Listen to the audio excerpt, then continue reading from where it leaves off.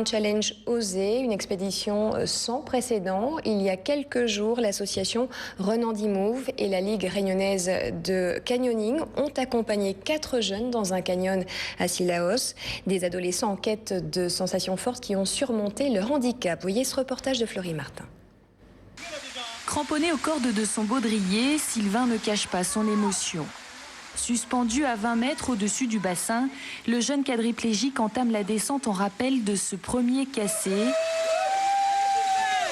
Après la décharge d'adrénaline suscitée par le vide, place aux sensations et au plaisir. C'était super la première descente. Ouais. Donc vivement le prochain or. Ouais, voilà. C'était super à première vue et après j'attends le reste, mais je pense que ça va être encore mieux en bas.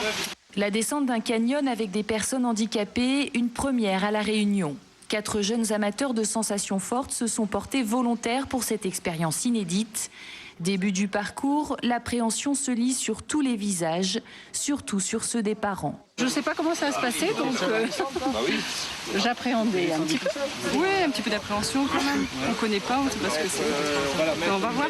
Est-ce que tu as peur de faire du canyoning? On a la chance d'avoir rencontré tous ces gens hyper généreux qui donnent de leur temps pour des jeunes qui ont envie de faire des choses mais qui ne peuvent pas, donc c'est super. Il y a un peu moins d'un an, l'idée germe dans la tête de Bélaïd. Ce passionné de canyoning pense immédiatement à Run Andy Move.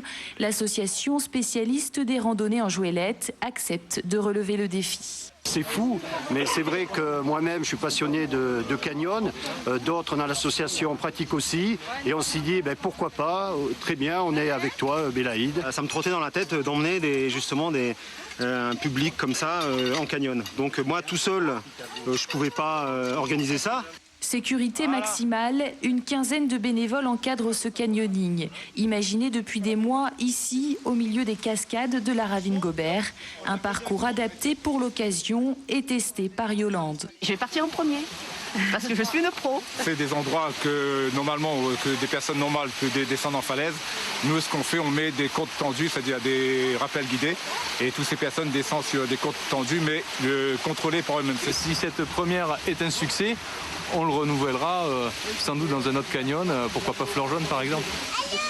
L'appel est lancé et les 4 volontaires de ce baptême du feu sont déjà prêts à renouveler l'expérience.